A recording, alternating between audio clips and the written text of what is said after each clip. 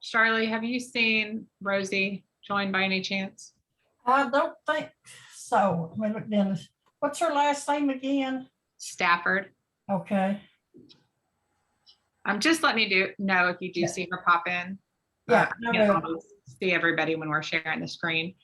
But welcome everyone to the last Consumer TAC meeting, 2021. It's good to see all of you. And I'm Emily Beauregard. I'm the chair of the TAC and the director of Kentucky Voices for Health. And we'll have other TAC members introduce themselves.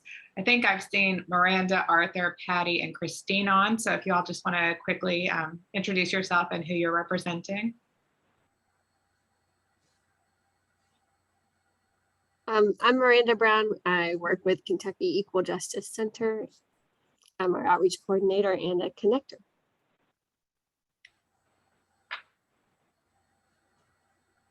I'm Christine Jackson, and I work with the Lexington team for the state of Kentucky, and glad to be here and learn some more about what y'all do.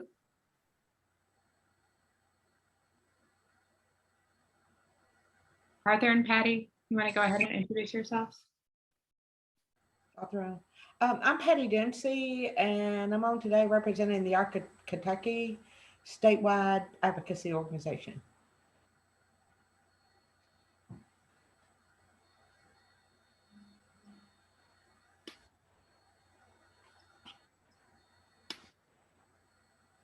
All right, and maybe that Arthur can't unmute right now, but I think he must have gotten kicked out. He's just now coming back in. Oh, okay, good. Thanks for letting me know.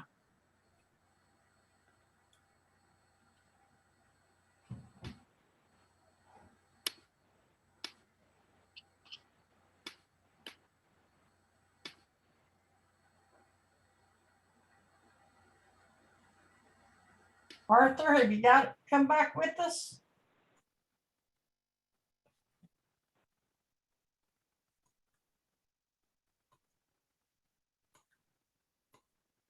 I show he's in the room.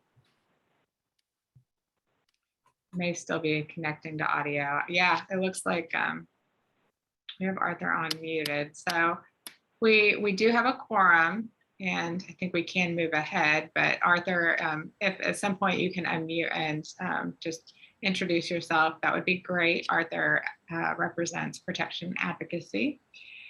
And the next, I think I mentioned we do have a quorum. The next item on our agenda is approval of the November minutes, but we don't actually have the completed November minutes to review and approve. So we will be holding those for approval in February, which will be our next TAC meeting. So we can move right ahead to item 3 on our agenda, Medicaid enrollment and recertification. And our first question here is how many Kentuckians are currently covered under both traditional and expanded Medicaid, also including presumptive eligibility. Hello, he has gotten back in the meeting. We had somehow got booted out. Yeah, we noticed that. Thank you, Arthur. I'm glad you're able to join us once again.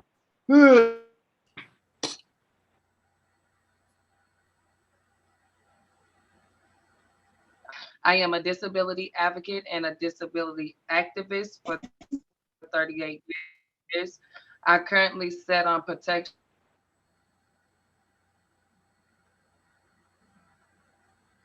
Consumer and Client Needs Committee, TAC. You're welcome. Okay, thank you, Arthur. Good to have you here with us. We were just starting with item 3 on the agenda. I'd mentioned, and I think you saw maybe in my email, that our minutes for November aren't ready yet. So we're just skipping ahead. Lee or Veronica, are you gonna share those updates with us? I'm on if you want me to share, Veronica. Yes, please. Can you hear me? Yes, thank you. Yeah, so we have 1.6 million total members. Slightly over that, it's 1.6, 1,610,000. So of those members, 1,200 would be MPE. And do you have a breakdown between traditional and expanded by any chance? I am sorry, right now I'm in the car and I don't have that, but I could get it for you if you'll, I Yeah. could tell you, I can tell you in the middle of the meeting a little bit later. Okay, sounds good. Is that okay? Yeah. Okay, great. And our next question is, how many Medicaid members changed MCOs during open enrollment? Veronica, I know you gave me a number at a meeting we had last week or something. I wasn't sure if that changed. It shouldn't have changed if she told you last week, because Yep. the open enrollment would have been over by then. Yeah, that was the final number. This is Veronica Cecil with Medicaid, and that was our final number. I think it was, I apologize. I wasn't sure if Lee was going to have that. I remember it being over 9,000. Yeah, it was like 9,120, I think. Something around there. Yeah. Yeah. Okay, thanks. And any kind of takeaways as far as where people moved, which MCOs people moved from to a different MCO, that sort of thing? No, well, I think what I mentioned in a previous meeting, WellCare remains our largest and received the most increases, the largest increase.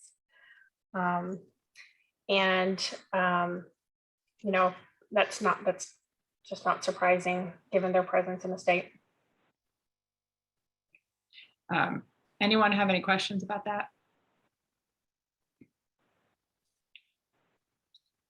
All right, and this is also something that has been shared with us before, but I think it's been, I don't know, at least a year or two. We wanted to get a refresher on what the current bad address policy is, especially in light of the maintenance of effort being,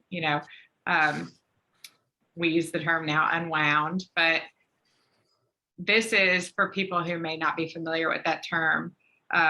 Maintenance of effort is something that has been going on during the pandemic, the public health state of emergency, keeping people enrolled in Medicaid who normally would have to recertify or, for various reasons may be disenrolled if they're no longer eligible or haven't, submitted a particular document that's required. But in this case, people have just maintained their eligibility and stayed covered during the pandemic. And so as the federal government determines when we're going to kind of go back to Medicaid rules as normal, we'll have a lot of people who will have to recertify and update their applications and that sort of thing. So that's the reason that we're asking the question.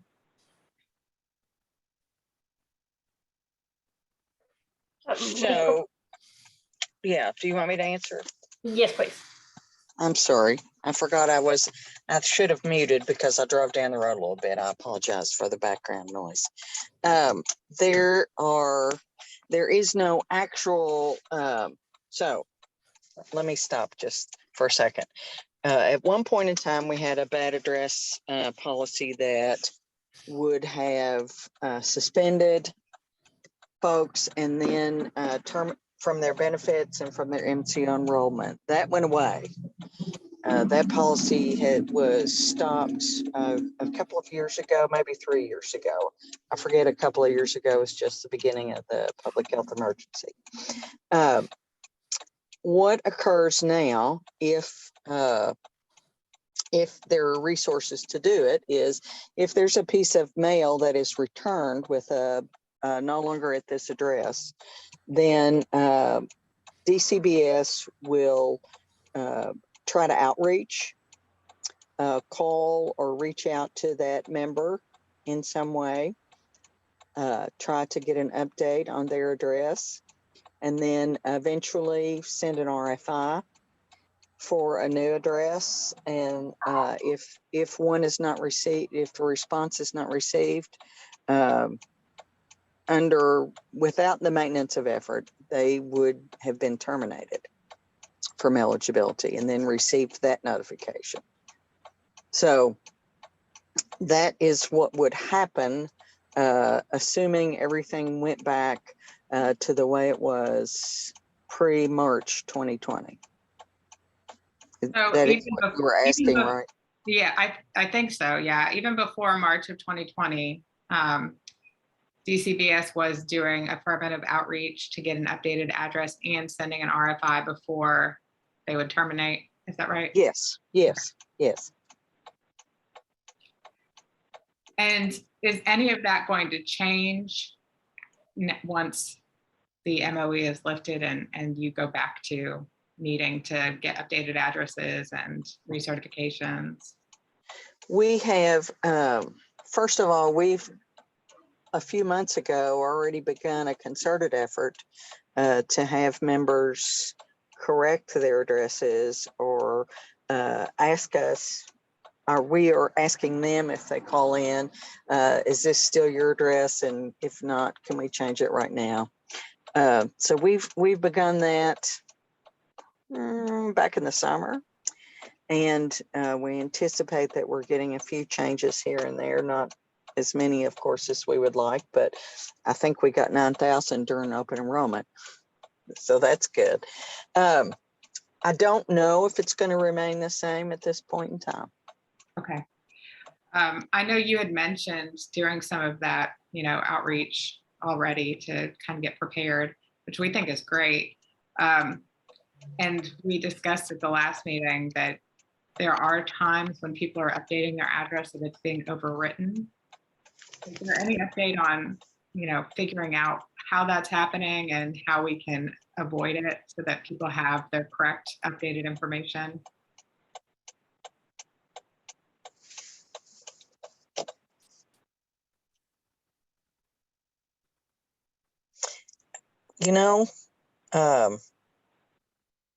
The only time it would be overwritten is if someone else in the household came back and changed it. That's not what's happening. I know that. No, I know there's another, the Social Security Administration, the SSI population. Yeah, I think, Yes. Emily, it's always helpful to have specific examples, so we can trace it through the system. And if We have submitted those, but I Okay. think they've been submitted through that KHBE issue tracker. Okay, So I can make sure that I think we could probably pinpoint, a few. I think that they have, like a number tied to each issue tracker submission. I'm not exactly sure because it's been connectors who have been submitting them, but Okay. Miranda, do you know how that works? I know you've used an issue tracker. Yeah, I was just gonna pull up one of my confirmation emails. It's I a think it- confirmation number, yeah. Yeah, because as you know, it shouldn't be happening, except Well, for, exactly. the couple of circumstances that Lee mentioned, which is, sometimes if Social Security sends over a different address, but certainly we're happy to go back and. I don't know that this is all related to SSI. Right. I really think that this is happening beyond that, and it's names, other personal identifiers, and I think in some cases addresses, but Okay. Yeah. Okay. yeah, there's a record number with each open enrollment issue tracker submission. And So, yeah. Miranda, have you had any of these cases yourself? Okay, then I'll ask Priscilla to pull record numbers.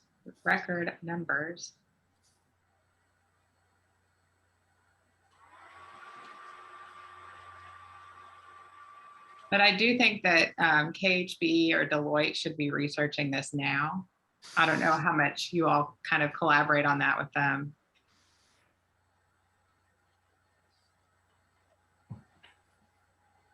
Well, I do think that, obviously anything that affects our members, we generally are notified, and I know Lee participates in those calls about the system and any problems, so. Okay, great. And then the last thing that we have under this section is just any other, upcoming changes that we should be aware of. I can't think of any, Lee. I don't know if you have any to share. No, I don't have anything. Once the federal government makes up their mind about how they actually want us to prepare for the unwinding, we'll continue down that path. So we're trying to prepare for it. I'm not sure that